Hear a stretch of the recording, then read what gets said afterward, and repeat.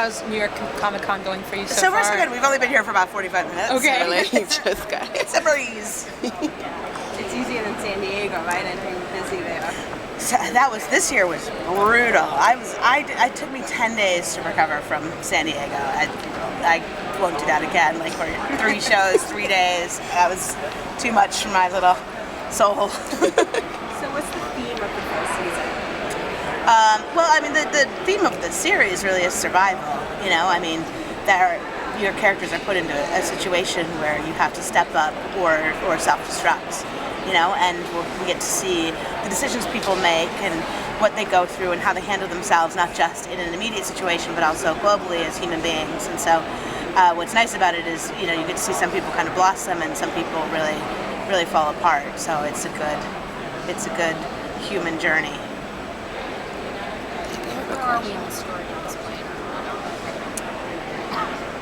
Sorry? Sorry, I was saying, where are we in the story? Where are we, meaning like what have we shot? Yes, like what can you tell us about where we are in the story?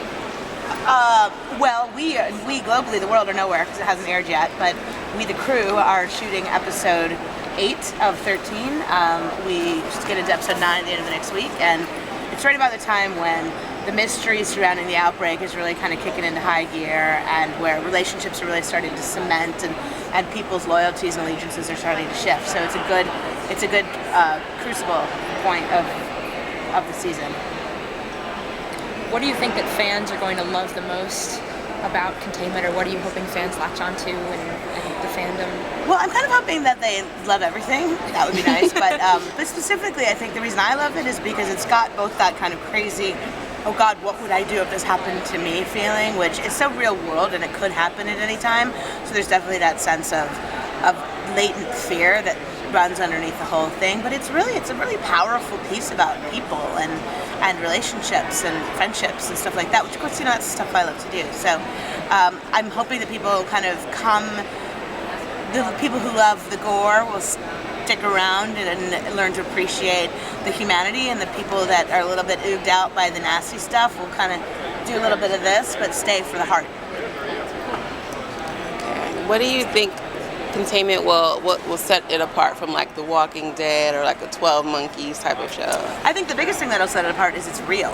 You know, there's no alien conspiracy invasion. You know, there's no zombie attack coming. It's very real world. It could happen. It has happened in very small scales. You know, it's this is just a very big example of how things could go wrong with mishandling of a specific virus and that sort of thing. So I think people will love it for all the same reasons they love those other shows, but it's not supernatural at all. Okay, gotcha. Can you talk about some of like the relationships and conflicts we'll see between characters? Yeah, I mean, it's the whole show is sort of, the architecture of it is to create conflict between characters. There's a character, Plec, played by David Jesse, who is a cop who's just trying to do the right thing and help make sure people survive. His best friend and his girlfriend are trapped inside the quarantine zone. So as he's set to uphold the no one in, no one out slogan of the entire experience, he's essentially keeping his loved ones trapped inside. And he, more than anything, would love to go be with them, but of course he has an obligation to the outside, to keeping calm, to keeping people orderly, and to spreading the rules that will help people survive.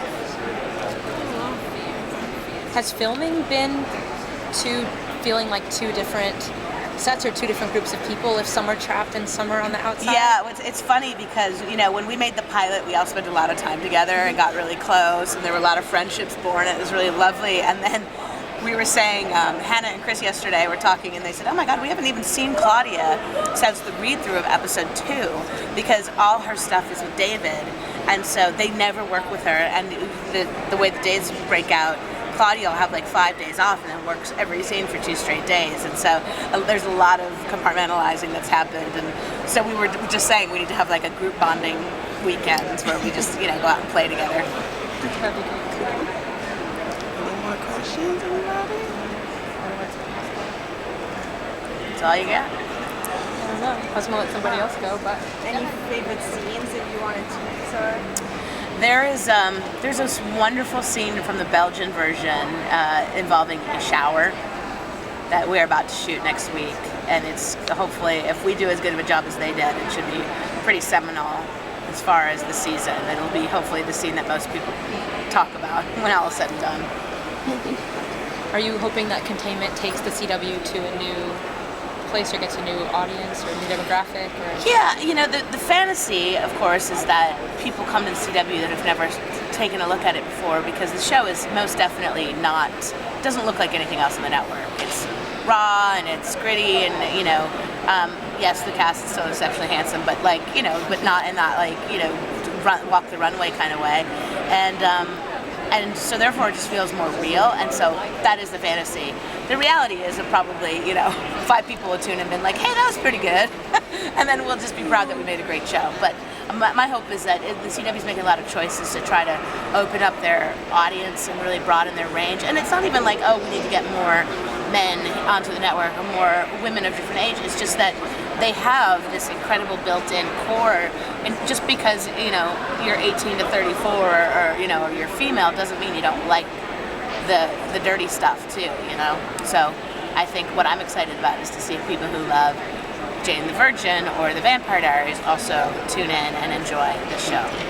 So, it looks really good. See that theme of family that we see with other shows? Yeah. I mean, in this case, it's not specifically mom, dad, son, daughter family, but it is the family bond of these people. There's a character that Hannah plays who's pregnant, and she's trapped on the inside with her mom, who wants her to give up the baby, and then her boyfriend, who they're ready to run away with each other before the cordon gets put up, is on the outside, desperate to get in to be with her when the baby's born. So there's a lot of stuff like that that's just really powerful and really great, like seeing people, what can they do when separated from their loved ones? How do they act? What lengths will they go to ensure the safety of the people they care about the most? And there's a lot of really good heartfelt stuff involved in it.